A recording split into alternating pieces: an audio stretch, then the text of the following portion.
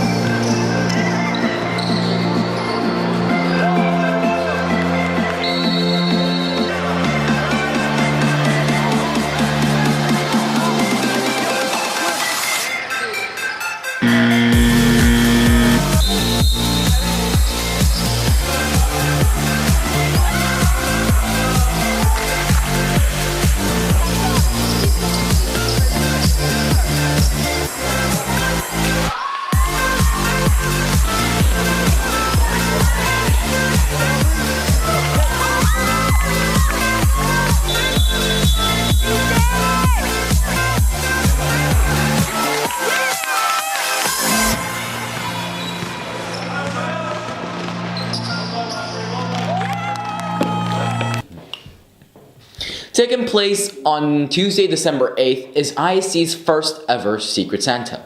I hope all of you guys bought little presents for the person you picked. Please drop off your gifts in the conference room in the front office and the social committee will distribute them. And remember to keep it a secret. Also, on December 16th, grades 7 to 12 will be leaving campus for the day to participate in group activities.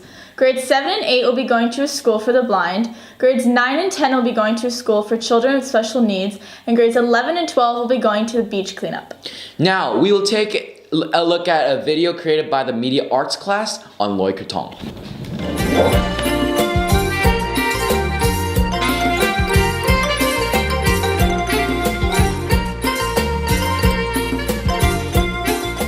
ประเพณีลอยกระทงมีความสำคัญยังไงต่อคนไทยเป็นประเพณีที่คนไทยทำมาช้านานนะคะก็คือเป็นการสืบสานวัฒนธรรมประเพณีไทยอย่างหนึ่งและอีกอย่างสิ่งที่สำคัญในประเพณีลอยกระทงก็คือคนไทยมีความเชื่อว่าเป็นการขอขมาต่อพระแม่คงคานะคะแล้วก็เป็นการสืบสานวัฒนธรรมไทยอย่างหนึ่งค่ะ Why don't we finish off with a short clip from the high school drama class?